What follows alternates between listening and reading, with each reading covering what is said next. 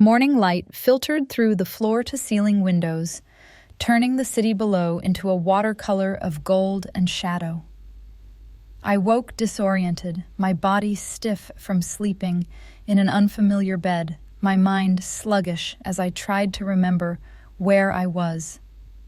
Then it all came rushing back: the hospital, the drawing, Dante Valentini's cold eyes, and dangerous promises. The deal I'd made with a man whose world was built on violence and blood. Beside me, Luca was already awake, sitting cross-legged on the bed with his weighted blanket draped over his shoulders. He'd arranged his sensory toys in a precise line across the comforter. The sequence never varied, always the same order, left to right.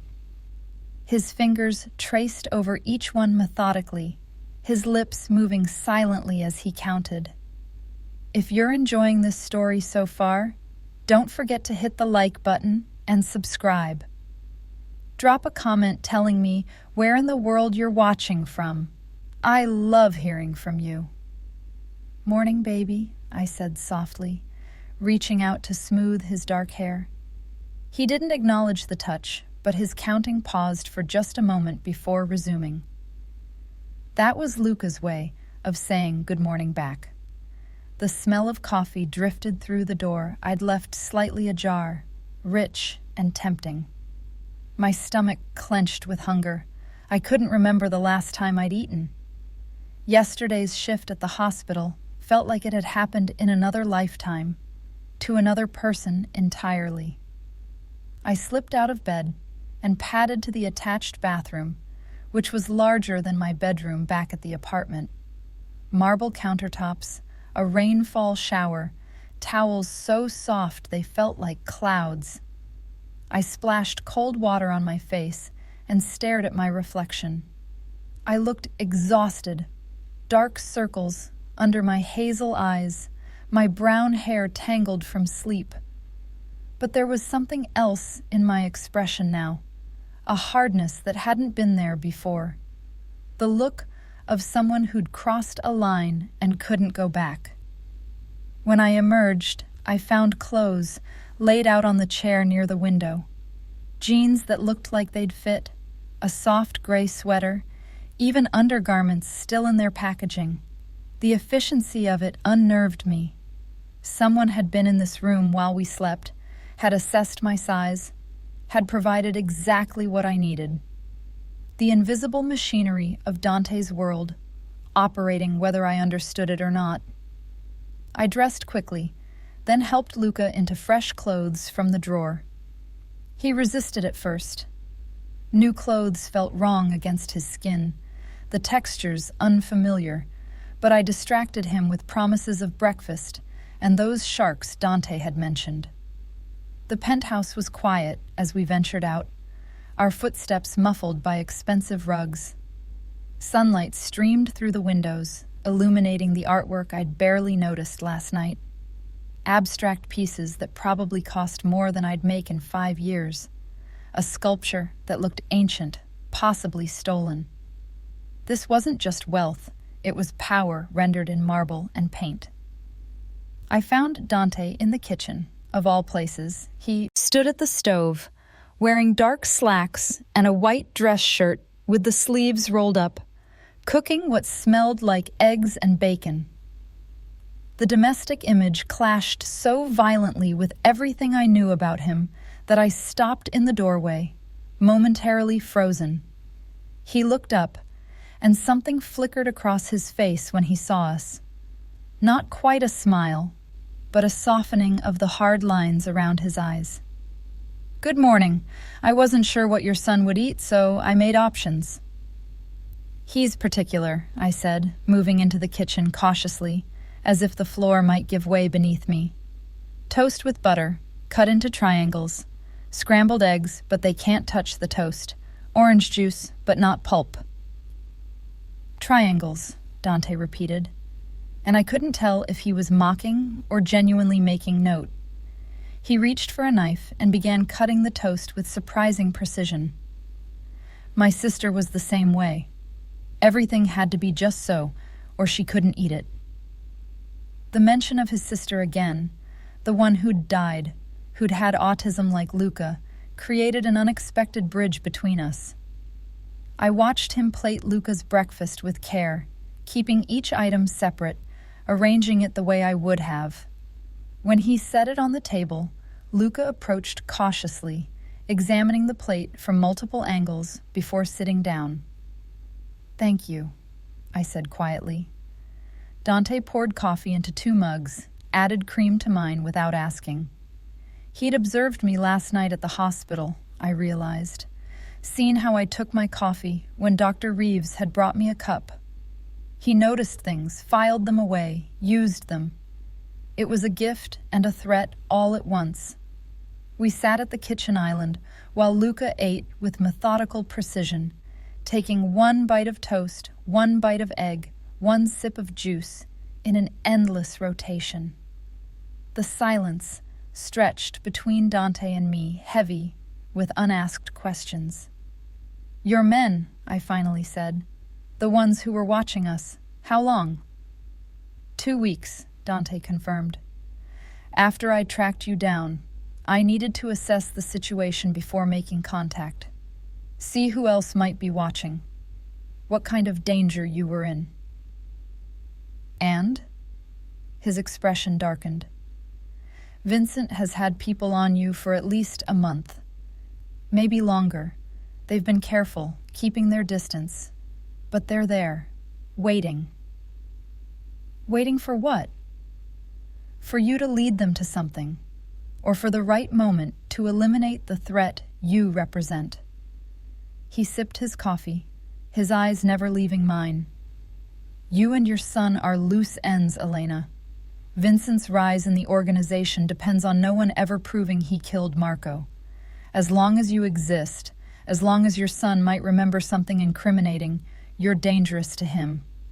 The casual way he discussed our potential murder made my stomach churn. "And you? What happens when you get what you need from us? Do we become dangerous to you too?" "No." The answer was immediate. Absolute.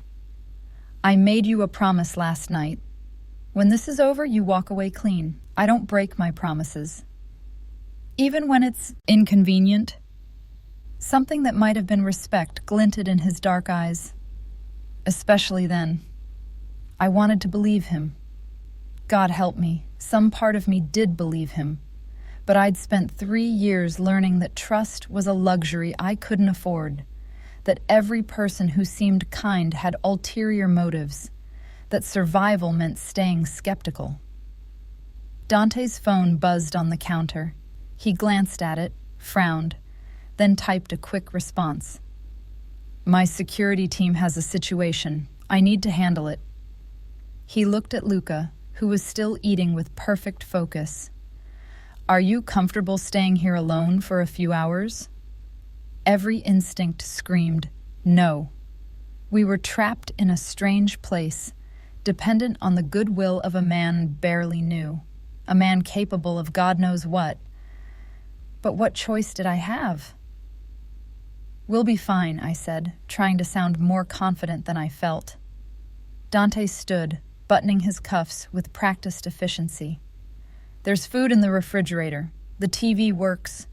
There are some children's channels. The doors are locked from the outside. Only my fingerprint or key card will open them." He paused, his expression unreadable. "You're safe here, Elena. No one can get to you, not even if you wanted to leave." The implication hung in the air between us. I was protected, yes, but I was also a prisoner. "How long?" I asked. 3 hours, maybe 4. He moved toward the door, then stopped. "There's art supplies in the study. Paper, colored pencils, markers. If your son feels inclined to draw while I'm gone..." He let the sentence trail off, but his meaning was clear. "You want me to push him, to see what he remembers." "I want you to let him remember naturally. No pressure, no forcing. Just, if he draws, keep the pictures." Dante's eyes met mine, and for a moment, the calculating predator was gone, replaced by something rawer. I need to know who was in that room, Elena. I need to know who stood by and watched my brother die. Before I could respond, he was gone, the elevator closing behind him with a soft chime. The silence he left behind felt oppressive. I cleaned up breakfast, washed the dishes, tried to pretend this was normal. Luca finished eating and immediately went to the window seat, pressing his palm against the glass, watching the city below with intense focus. "Mama," he said after a while, not turning. "Big building, many windows, people inside like ants." I joined him at the window, following his gaze. From this height, the city did look like an ant farm. Thousands of people moving through their lives, unaware of the drama playing out in this penthouse. Normal people with normal problems. People who hadn't made deals with dangerous men. "Do you want to see the study?" I asked gently. The man said there are art supplies. You could draw. Luca considered this, his hand still pressed to the glass. "Draw what?" "Whatever you want, baby. Whatever you see in your head." The study was down another hallway, a room of dark wood and leather with built-in bookshelves and a desk that looked like it cost more than my car. Sure enough, there was a cabinet filled with art supplies, high-quality colored pencils, thick drawing paper, markers in every shade imaginable. Someone in Dante's life was an artist, or had been. I set up a workstation for Luca at the desk, spreading out paper and pencils within easy reach. He approached cautiously, examining each pencil, organizing them by color before selecting one. Then, he began to draw. I watched from a chair by the window, trying not to hover. Luca's process was always the same. He'd sit perfectly still for minutes, visualizing. Then his hand would move with sudden certainty. No sketching, no erasing. Just confident lines that coalesced into images that were sometimes beautiful, sometimes disturbing in their accuracy. Today, he drew the fish tank from the hospital waiting room. Every fish was there, every rock, every plant. The detail was extraordinary. Then he turned to a new page and drew Dr. Reeves, capturing her kind expression, the way her glasses sat slightly crooked on her nose. Then his hand paused, his brow furrowed. Something was surfacing from the depths of his extraordinary memory, something he was trying to process. "Mama," he said quietly, "draw the bad man." My heart rate spiked. "Which bad man, baby? The one from yesterday? The one watching our apartment?" "No," Luca shook his head. "Different bad man. From before. From the crying place." The crying place. My breath caught. That's what he'd called the clinic that night. The crying place.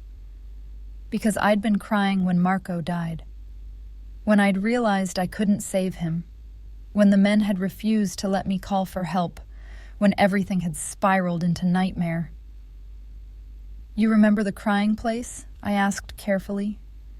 "Baby there," Luca said, his hand moving to his chest. "Baby was me, loud, scary, men with angry voices." Tears burned behind my eyes. He'd been 3 months old. I'd thought he was too young to remember, too young to be traumatized. But his mind had recorded everything. Filed it away, kept it pristine and terrible. "If you want to draw them, you can," I said softly. "But only if you want to. Only if it doesn't make you sad." Luca considered this, his fingers drumming on the desk in his characteristic rhythm. Then he selected a black pencil and began to draw. The first face that emerged was one I knew too well, the man who'd pulled the trigger, who'd shot Marco in the chest. Thin face, dead eyes, a tattoo visible on his neck. Luca captured it perfectly, every detail I'd tried to forget. "That's good, baby," I managed, my voice shaky. "Do you remember any others?" He drew for hours, page after page of faces.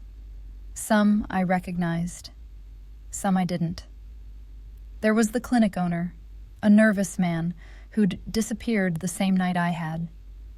There were the bodyguards who'd stood watch. There was Marco himself, though Luca drew him differently, not as a dying man, but as a face seen briefly, perhaps in the moments before they'd brought him in. And then Luca drew a face that made my blood run cold, a man I'd completely forgotten about. He'd been in the corner of the room, half hidden in shadow. I'd barely registered his presence that night, too focused on saving Marco. But Luca had seen him, had recorded every feature. The man had a weak chin, nervous eyes, and a thin scar across his left cheek. I didn't know his name, didn't know his role, but something about him in Luca's drawing radiated menace. "Who is that?" I whispered, more to myself than to Luca. "Shadow Man," Luca said simply, watching, not helping, smiling when the bleeding man stopped moving. Jesus Christ. This man, whoever he was, had been pleased when Marco died, had stood in the shadows and smiled. I gathered the drawings carefully, my hands trembling. This was what Dante needed. This was the key to unlocking who had conspired against his brother. But looking at these faces, at the violence captured in Luca's innocent lines, I felt the weight of what I'd agreed to. These weren't just drawings. They were evidence, testimony, a death sentence for whoever Dante identified in them. And I had just handed him the weapon. The elevator chimed, signaling Dante's return. I heard his footsteps, the low murmur of voices. He'd brought someone with him. I moved to the study door, protective instinct making me want to put myself between Luca and whatever was coming. Dante appeared in the hallway, and behind him was a woman I'd never seen before. She was stunning, tall, with dark hair swept into an elegant chignon, wearing a tailored suit that screamed money and power. Her eyes swept over me with cool assessment, taking in my borrowed clothes, my defensive posture, my obvious discomfort. "Elena," Dante said, his voice carefully neutral. "This is Isabella Marchesi. She's our family's attorney." I stared at him, confusion and anger warring in my chest. "You brought a lawyer?" "I brought protection," he corrected. "Everything we're doing here needs to be documented properly. Your testimony, your son's drawings, your cooperation, it all needs to be admissible if this ever goes to trial." "Trial?" I repeated incredulously. "You're going to take this to trial? Men like you don't use courts, Dante. You use bullets." Something dangerous flashed in his eyes, but Isabella stepped smoothly between us. "Ms. Moretti, or should I say, Ms. Chen, or perhaps we should discuss your real name." Her smile was razor sharp. "I'm here to ensure your rights are protected, that you're entering into this arrangement with full understanding of the implications. The implications of helping a crime lord identify his enemies so he can murder them?" The words came out harsher than I intended, laced with 3 years of fear and anger. "The implications of providing testimony about a murder you witnessed," Isabella corrected coolly, "of helping to identify suspects in an ongoing investigation, of accepting protection in exchange for cooperation." She tilted her head. "Would you prefer I explain what happens if you don't cooperate? The obstruction of justice charges? The potential accessory charges for treating a dying man without reporting a gunshot wound?" My stomach dropped. "You're threatening me." I'm educating you, Isabella said, but there was steel beneath the silk. You've been running for 3 years, living under a false identity, working with fraudulent credentials. The nursing license for Elena Moretti? It doesn't exist. You're practicing medicine illegally. That's a felony. I looked at Dante, betrayal sharp in my chest. You said you'd protect us. I am protecting you, he said, his voice hard, by making sure you understand exactly what you're involved in, by putting legal protections in place that will hold up later.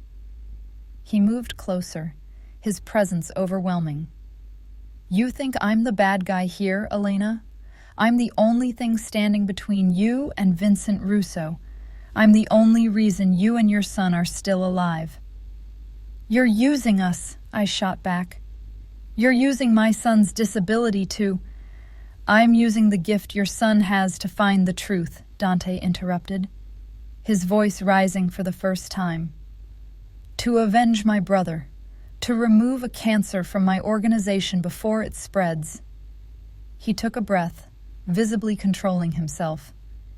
Yes, I'm using you. I never pretended otherwise. But I'm also keeping you safe.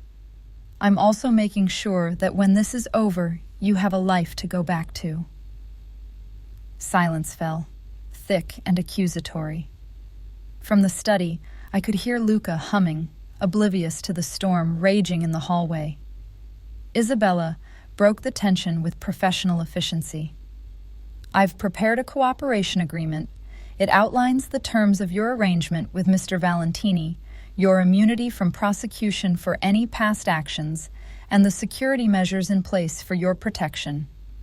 She produced a folder from her briefcase. I suggest you read it carefully. I took the folder with numb fingers.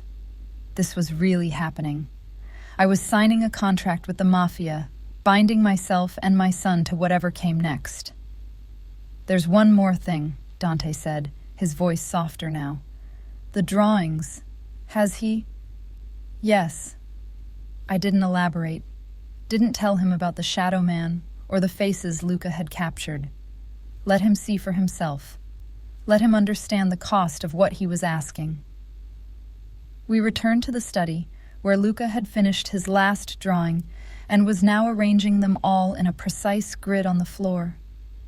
9 faces, 9 witnesses to his brother's murder. Dante stood in the doorway, his body going rigid as he took them in. I watched his face as he moved from drawing to drawing, watched the play of emotions, recognition, fury, grief, calculation. His hands clenched into fists, his jaw worked silently. When he reached the last drawing, the shadow man, he stopped, and something terrible crossed his expression. You know him, I said. Not a question. Yes. The word was barely audible. I know him. Who is he? Dante picked up the drawing with careful hands, as if it might shatter. His name is Marco Santoro. He's Vincent's cousin. His eyes met mine, and in them I saw the full weight of what this meant. And he's been sitting at my table for 3 years, eating my food, taking my money, pretending to grieve my brother. The betrayal in his voice was raw, human, in a way I hadn't expected. This wasn't just about business or power, it was about brotherhood, about trust, about the knife in the back that cut deepest.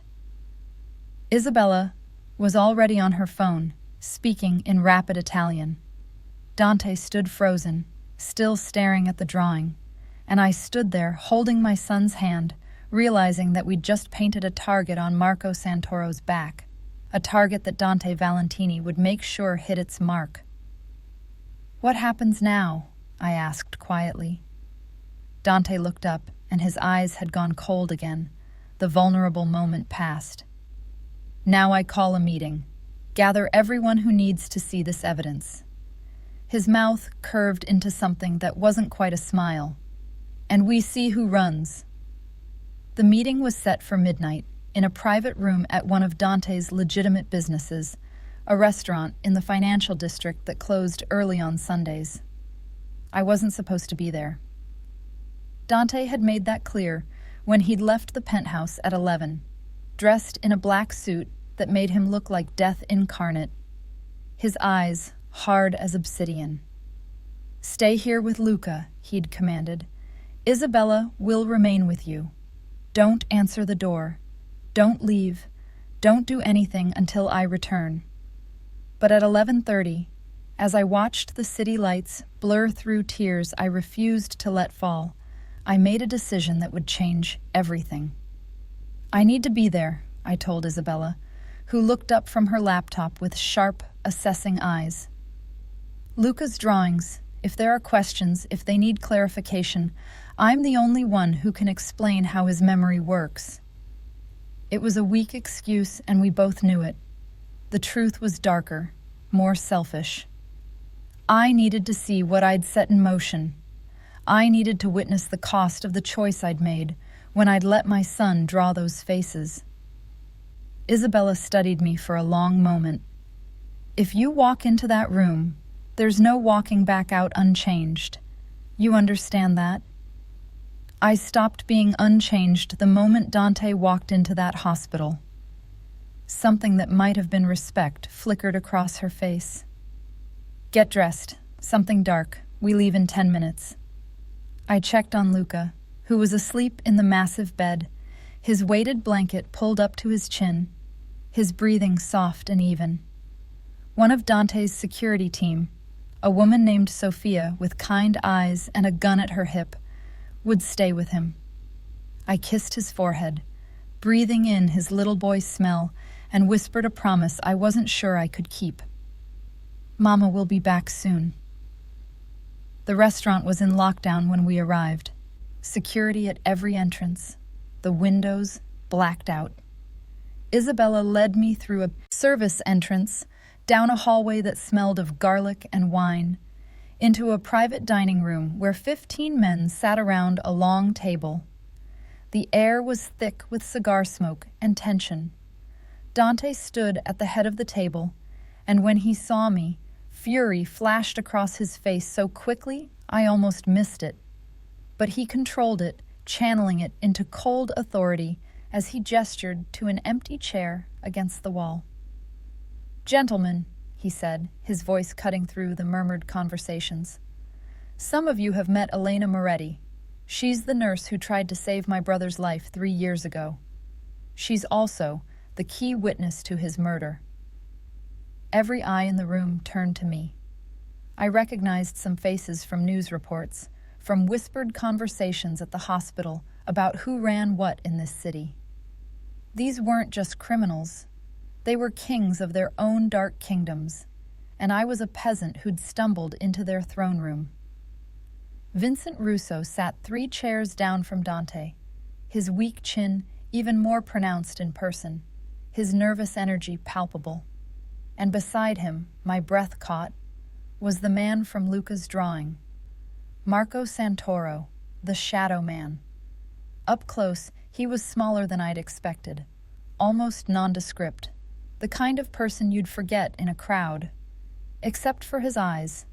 They were calculating, cold, and currently fixed on me with an intensity that made my skin crawl. 3 years ago, Dante continued, his hands flat on the table, my brother was murdered, shot in the chest by a rival family, or so we were told. I've spent 3 years following that trail. 3 years building alliances, making deals, preparing for war with the people I thought were responsible. He paused, letting the weight of those words sink in. I was chasing the wrong enemy. The room erupted in voices, questions, denials, accusations. Dante let it build for exactly 10 seconds before slamming his palm on the table hard enough to make the crystal glasses jump. Silence. The command was absolute. The room obeyed. "Vincent," Dante said, his voice soft now, which somehow made it more terrifying. You and I need to have a conversation about loyalty, about brotherhood, about what happens when someone I trust puts a knife in my back." Vincent's face had gone the color of old ash. "Dante, I don't know what you've been told, but I've been told nothing." Dante pulled out Luca's drawings, spreading them across the table like cards in a deadly game. "I've been shown. The nurse's son has an extraordinary gift. He remembers faces, every detail, every person who was in that room the night Marco died." The men leaned forward, examining the drawings. I watched their faces. Some showed confusion, some recognition, some carefully cultivated blankness. Marco Santoro hadn't moved, but a muscle ticked in his jaw. "This one," Dante said, tapping the drawing of the shooter, "is Carlo Benedetti. He died 6 months after my brother, killed in what looked like a random mugging. Convenient." His finger moved to another drawing. "This is the clinic owner, Paul Chen. He disappeared the same night as our witness. His body was found in the river 2 weeks later, also convenient." He was working his way through the drawings, telling the story of how systematically everyone who'd been in that room had been eliminated. Everyone except the ones who'd orchestrated it. When he reached Marco Santoro's drawing, Dante's voice dropped to barely above a whisper. "And this man, the one standing in the shadows, the one who smiled when my brother stopped breathing." He looked up, his eyes finding Marco. "Cousin, friend, trusted advisor. Tell me, Marco, what does a smile cost? What did Vincent promise you in exchange for your soul?" Marco's mask finally cracked. Something feral moved behind his eyes. "You self-righteous bastard! You come back from your ivory tower, your legitimate business empire, acting like you're better than us, like you haven't forgotten where you came from." "I never forgot," Dante said quietly, "but I also never betrayed family." "Family?" Marco laughed, the sound bitter. "Marco wasn't grooming you, Dante. He was grooming himself. He forgot about the rest of us, the ones who'd been loyal to your father, who'd built this empire from blood and fear. He wanted to legitimize, to wash the blood away, to pretend we could be something we're not." He stood, his chair scraping loudly. "Vincent and I, we saved this family from your brother's weakness." The admission hung in the air, stunning in its audacity. Several men at the table shifted, hands moving toward weapons, but Dante held up a hand, stopping them. "Thank you for your honesty," he said. "Vincent, anything to add?" But Vincent was already moving, pulling a gun from his jacket with shaking hands. Everything happened at once, men diving for cover, weapons appearing, chairs toppling. Vincent's gun swung toward Dante, but he was too slow, too panicked. Dante's bodyguard, Marco, not Marco Santoro, but the other Marco, fired first. The shot was deafeningly loud in the enclosed space. Vincent crumpled, the gun falling from his fingers, blood blooming across his white shirt. He hit the floor hard, gasping, his eyes wide with shock and accusation. And I ran to him. I didn't think, didn't consider the implications or the danger or what it meant. I just saw a man dying, and 3 years of nursing instinct took over. I dropped to my knees beside Vincent, my hands pressing against the wound, trying to stop the bleeding, even as his life poured out between my fingers. "Elena, no!" Dante's voice, sharp with something that might have been fear. But I couldn't stop, wouldn't stop. "Someone call an ambulance," I said, my voice surprisingly steady. "He's hit in the upper chest, possibly the subclavian artery. He needs a hospital now." "Let him die," Marco Santoro said from somewhere above me. "He's a traitor." "He's a human being," I shot back, not looking up, focused on trying to save a life, even as the absurdity of the situation crashed over me. Here I was, trying to save the man who'd tried to kill me, in a room full of criminals who'd probably murdered dozens between them. Elena. Dante's hand on my shoulder, firm but not cruel. Stop. I'm a nurse, I said, tears streaming down my face now, mixing with Vincent's blood. I can't. I know. His voice was gentle, impossibly gentle given the circumstances. But he's gone. I looked down and saw that Dante was right. Vincent's eyes had gone glassy, his chest still. My hands were covered in his blood, warm and sticky, and I'd failed again. Just like I'd failed with Marco 3 years ago. Just like I failed everyone I tried to save in this world of violence and death. Dante pulled me to my feet, away from the body. The room had gone silent, all eyes on us, on the Mafia boss and the nurse, standing together over the corpse of a traitor. Get her cleaned up, Dante ordered Isabella, who appeared at my elbow with a wet cloth. And someone handle this mess. The men moved with practiced efficiency, already pulling out phones, making calls, setting in motion whatever machinery disposed of bodies and covered up murders. Marco Santoro was in handcuffs, being led away by 2 of Dante's men.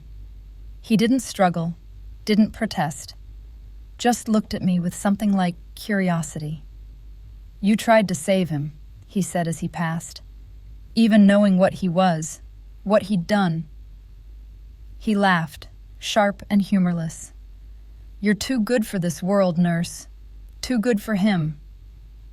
Then he was gone, and I was alone with Dante and Isabella and Vincent's cooling corpse. I need air, I said, my voice hollow. I didn't finish the sentence. Just stumbled toward the door, through the hallway, out into the cold night air.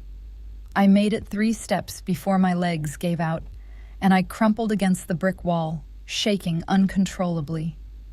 Dante found me there moments later.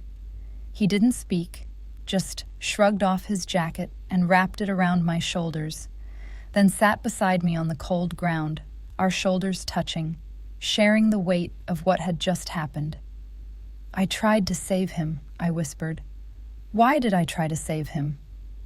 Because that's who you are, Dante said.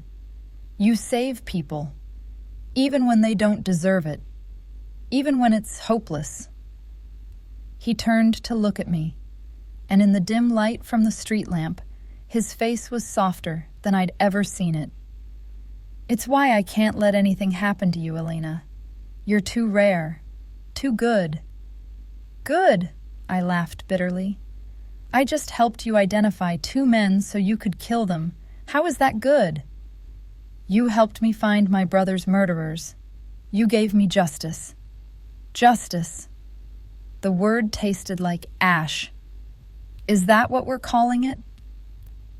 Dante was quiet for a long moment. When he spoke, his voice was heavy with something I couldn't name. My whole life, I've existed in this world, this darkness. I was born into it. My father was a monster. My uncle was worse, and my brother tried to be better but died for it. He looked down at his hands, scarred across the knuckles, stained with more blood than I could imagine. I thought I'd made peace with what I am, what I do, but then you walked into my restaurant, and suddenly I remembered what it felt like to see someone untouched by all this, someone pure. I'm not pure, I said. I've been running, lying, living under a false name. You've been surviving. His hand found mine, his fingers lacing through mine, despite the blood still drying on my skin. There's a difference. I should have pulled away, should have recognized the danger of this moment, of the connection forming between us. But I was tired, so tired of running, of being alone, of carrying the weight of my past without anyone to share it. "What happens now?" I asked. "To Marco Santoro? To the others?" "Marco will be dealt with," Dante said, his voice hardening. He knew the consequences when he made his choice. As for the others, he gestured back toward the restaurant. They saw what happens to traitors. They won't forget. And me? What happens to me? Dante turned to face me fully, his dark eyes searching mine. "That depends on you. I meant what I said. When this is over, you can walk away. I'll give you a new identity, money, protection. You and Luca can start fresh, somewhere far from here. Or," his thumb traced circles on the back of my hand, the gesture both comforting and claiming. "Or you stay.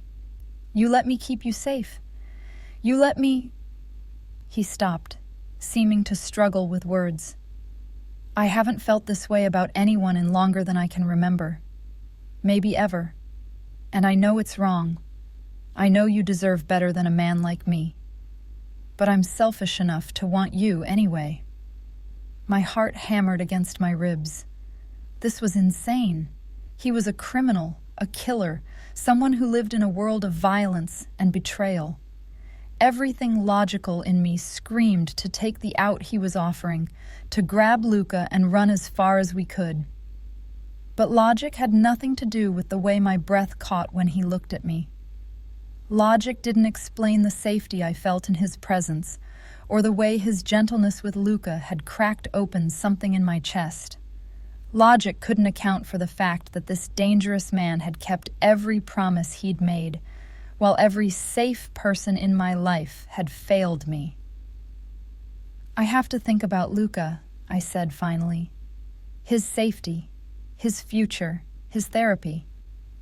"And you'll have all of it," Dante promised. "The best therapists money can buy. A real home, not some cramped apartment. Security, stability." He paused. "And a father figure who actually gives a damn." The last part hit harder than I expected. Luca had never had a father, never had anyone but me. And watching Dante with him this morning, the care he'd taken with breakfast, the way he'd remembered about his sister. "This is crazy," I whispered. "Yes," Dante agreed. "Completely insane.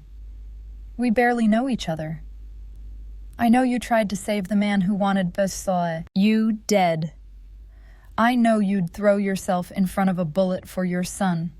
I know you take your coffee with cream, that you bite your bottom lip when you're nervous, that you have a small scar on your left wrist from a kitchen accident when you were 12.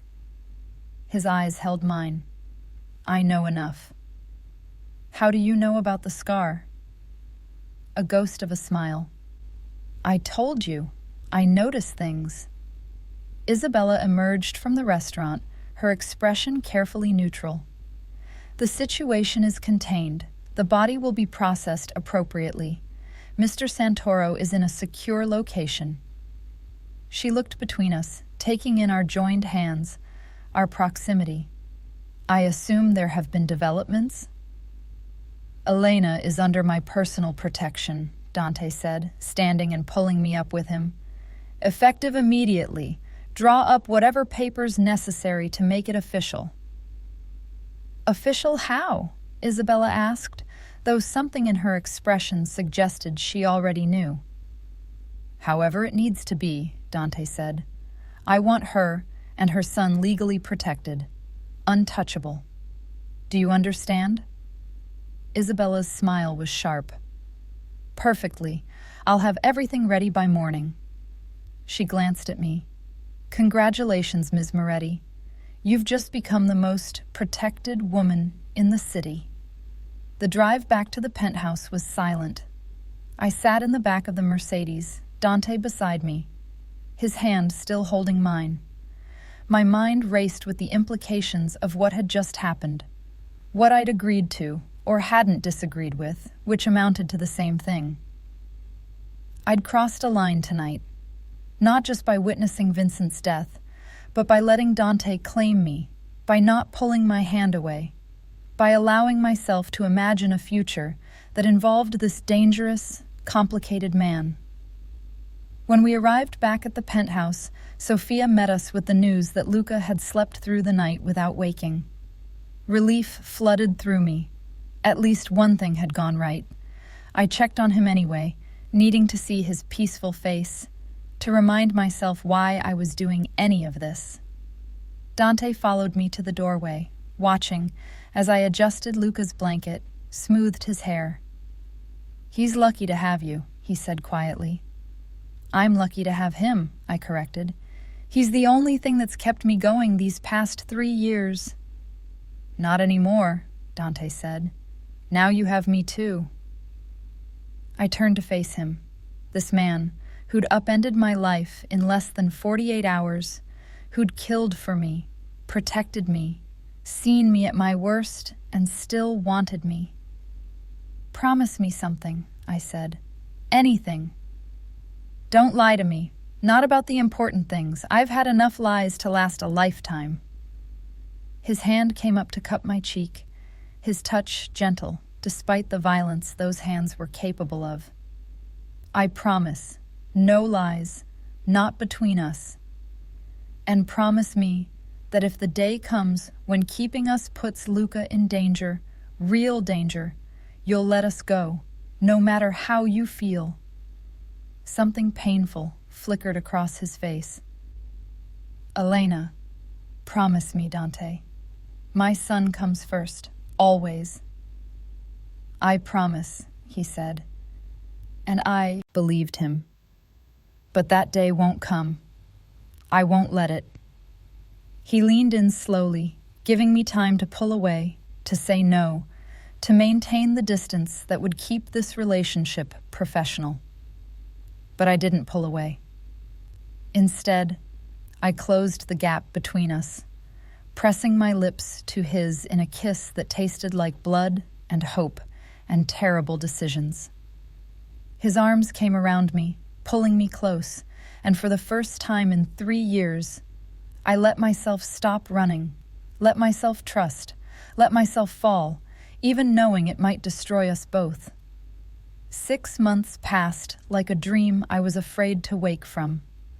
Autumn turned to winter, then winter melted into an early spring that painted the city in shades of green and gold. And somewhere in those months, the woman who'd been running for 3 years stopped looking over her shoulder. The penthouse became home. Not a cage, as I'd feared, but a sanctuary where Luca thrived in ways I'd never imagined possible. Dante had kept his promise about therapy. The best specialists in the country now worked with my son, and the progress was remarkable.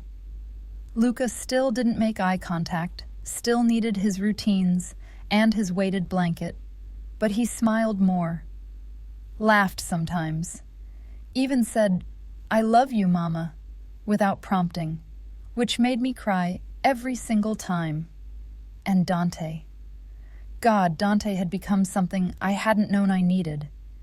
He was patient with Luca in ways that shocked me, learning his patterns, respecting his boundaries, never pushing.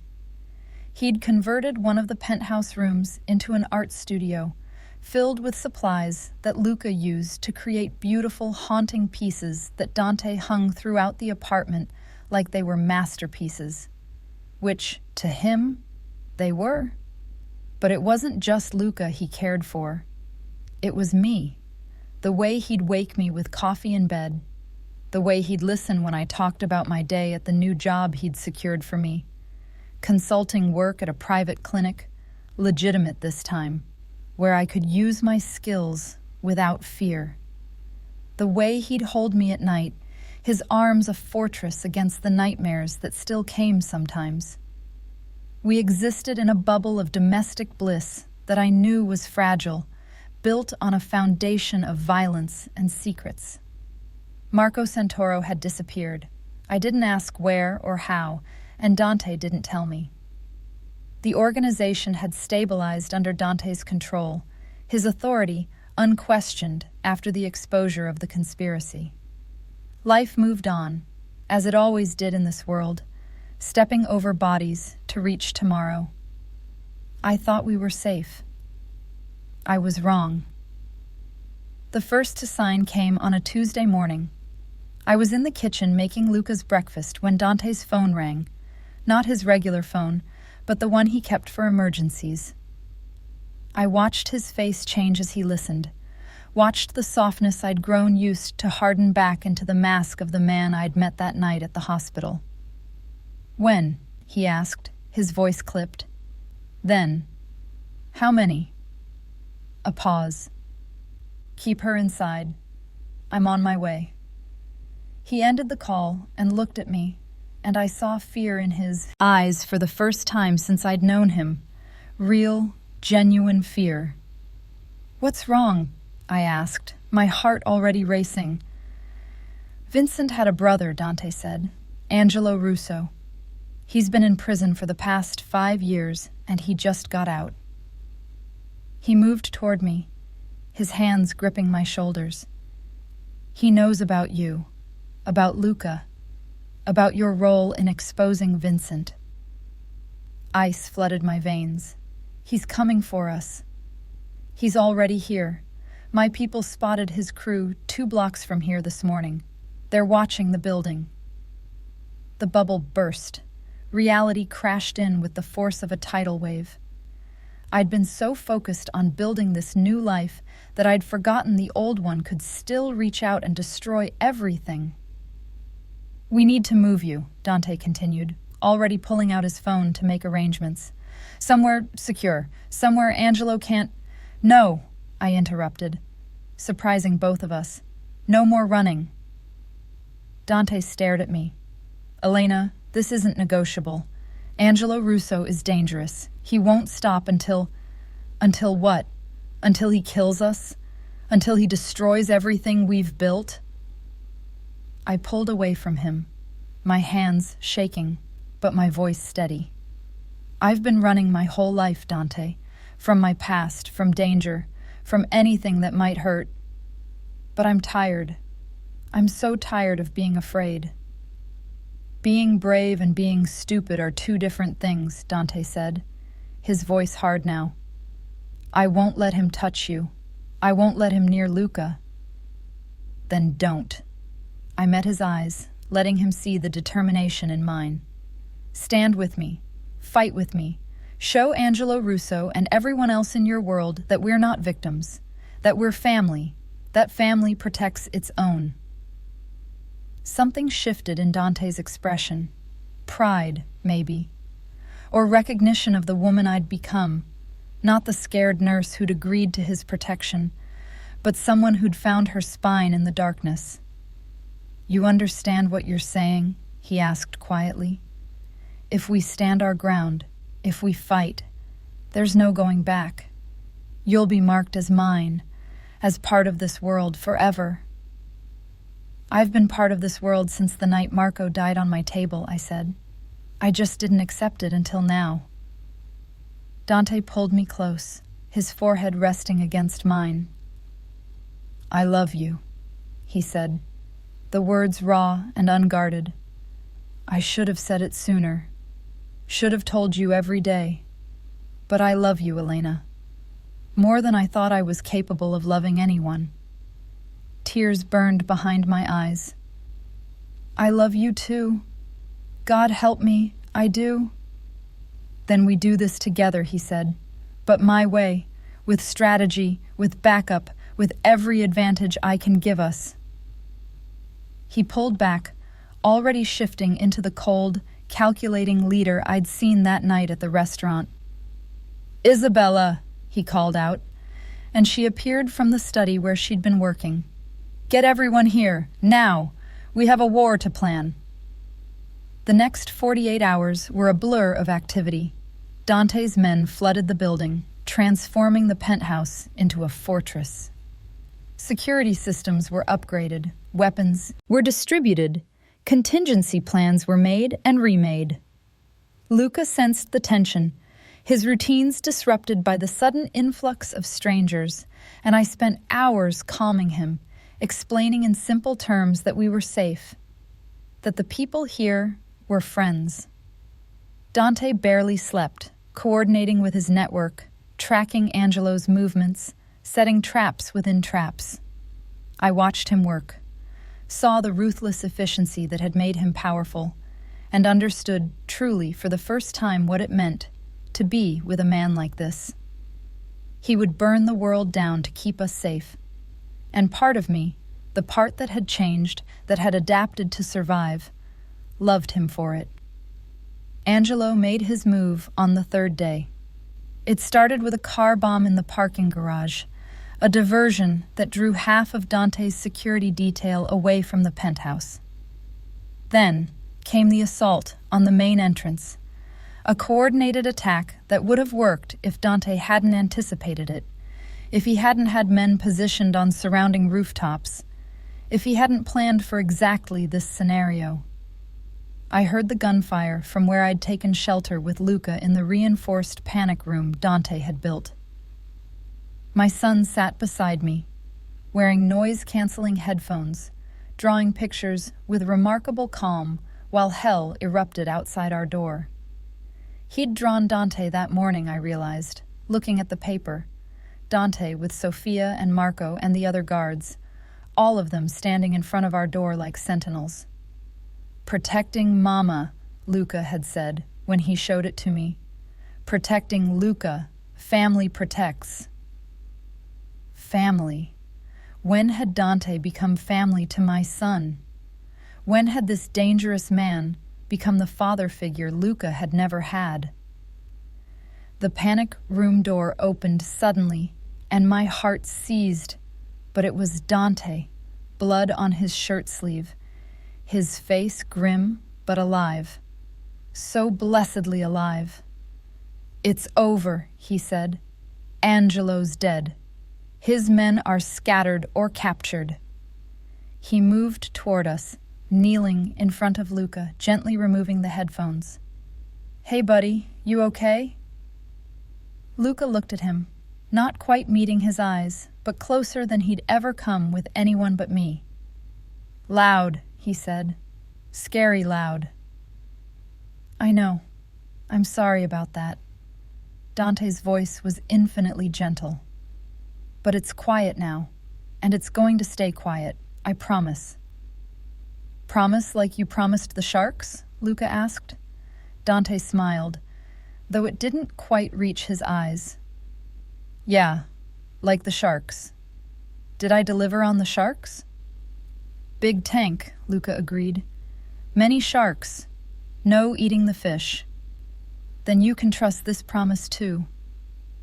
I watched them, this brutal man and my innocent son, and felt something crack open in my chest.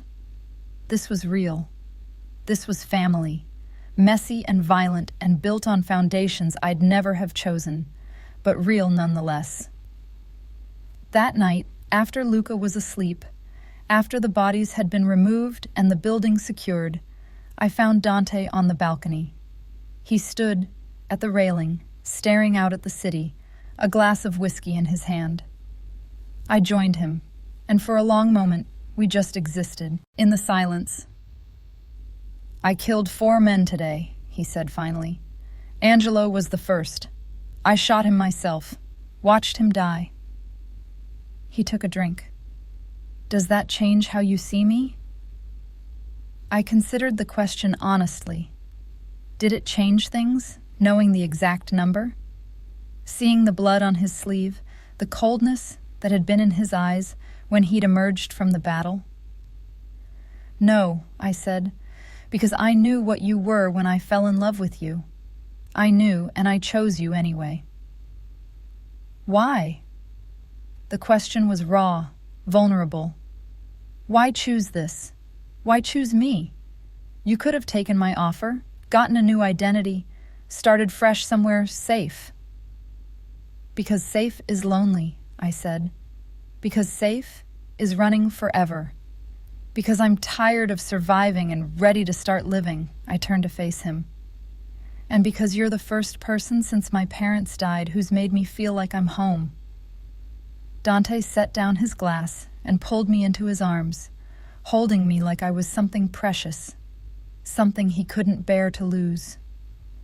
"I'm going to marry you," he said, "not as a transaction or a protection, but because I want you to be my wife, because I want to wake up next to you for the rest of my life, because I want to be the father Luca deserves." "Yes," I said, not needing to think about it. "Yes to all of it. Even knowing what it means? Even knowing you'll be married to a monster?"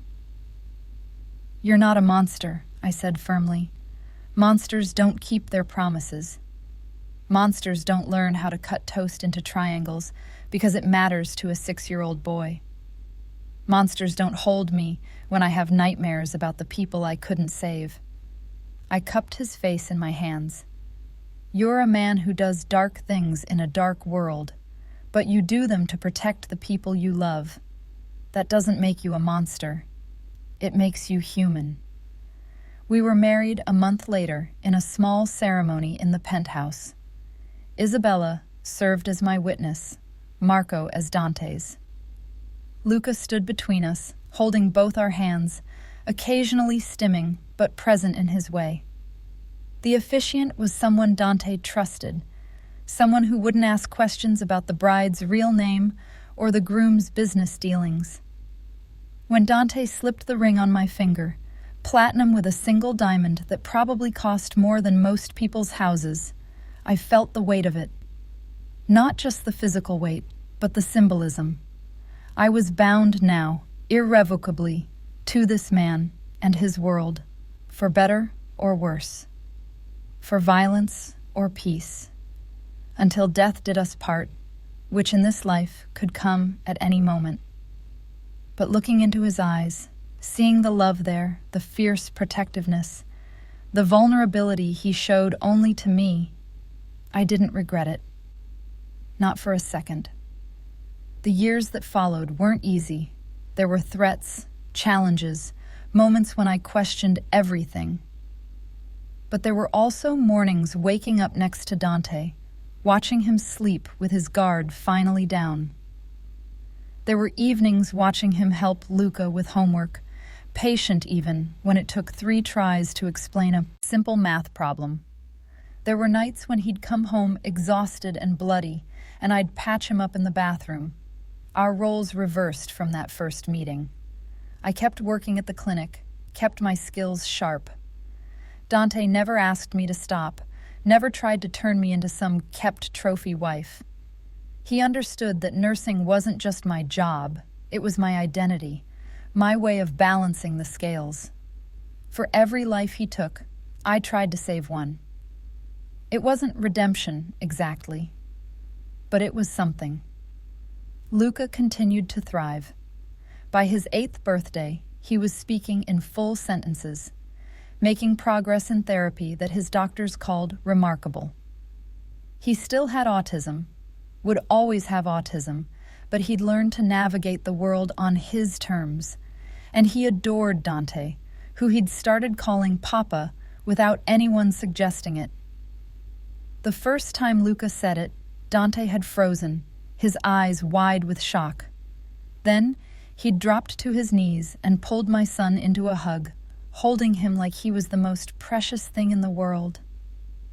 "Papa," Luca had said again, his small arms patting Dante's back in the awkward way he showed affection. "Papa is home." And Dante had looked at me over Luca's shoulder, tears streaming down his face, and mouthed, "Thank you." On our 3rd anniversary, Dante took me back to the hospital where we'd met. It was late at night, the halls quiet, and we stood outside the emergency entrance where he'd first walked in looking for me. "I think about that night sometimes," he said, taking my hand. "About how different things could have gone. If I'd been 5 minutes later, if Vincent had gotten to you first, if you'd refused to come with me." "But I didn't refuse," I said. "And you weren't late, and we're here." "We're here," he echoed. He reached into his jacket and pulled out a small sketchbook, one of Luca's old ones from that first night at the penthouse. I kept this, all his drawings from when we were figuring out who killed Marco. He opened it to a page I'd never seen before. It was a drawing of 3 people, a man, a woman, and a small boy. They were holding hands, standing in front of a building with many windows. And at the bottom, in Luca's careful handwriting, "New family, safe now." "He drew this a week after we moved in," Dante said. "Before you'd agreed to stay. Before we'd even kissed. Somehow, he knew. He saw what we'd become." Tears blurred my vision. He always was perceptive. "He saw what I was too afraid to hope for," Dante said. "A family, a real one. Not built on blood or obligation, but on choice, on love." I kissed him there, under the hospital lights, where our story had begun, where a scared nurse and a dangerous man had collided and somehow created something beautiful from the wreckage. "No regrets?" he asked when we pulled apart. I thought about everything we'd been through, the violence and fear, the nights I'd stayed up worrying, the moral compromises I'd made, the life I'd chosen that went against everything I'd thought I believed in.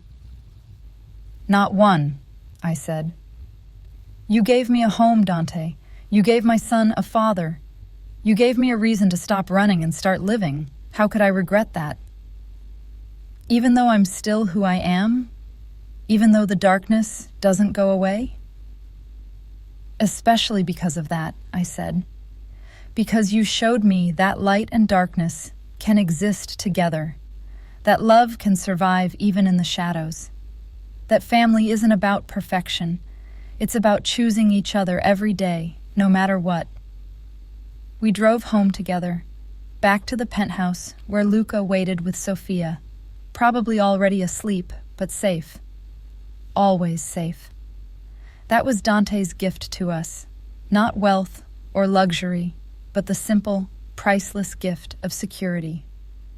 As we rode the elevator up, Dante's arms around me, I thought about the woman I'd been 3 years ago, the one who'd answered a phone call in Italian and set all of this in motion.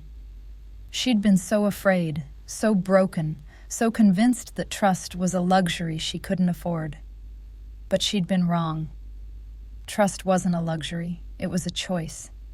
And sometimes, the most dangerous choice led to the most beautiful destination. The elevator doors opened, and we walked into our home. Luca's drawings on the walls, family photos on the shelves, evidence of a life built from ashes and blood and love. Dante kissed my forehead, then went to check on Luca while I stood in the living room, looking out at the city lights. This was my life now, wife of a Mafia boss, mother to a beautiful, brilliant boy, nurse by day, criminal's accomplice by night. It wasn't the life I'd planned, but it was the life I'd chosen, and I wouldn't trade it for anything. Because sometimes salvation doesn't come from escaping the darkness. Sometimes it comes from finding someone willing to hold your hand while you walk through it together. And sometimes love isn't about being saved. It's about choosing to save each other, one day, one moment, one heartbeat at a time. Thank you so much for watching until the end.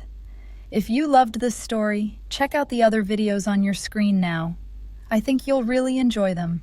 And don't forget to subscribe if you haven't already. See you in the next story.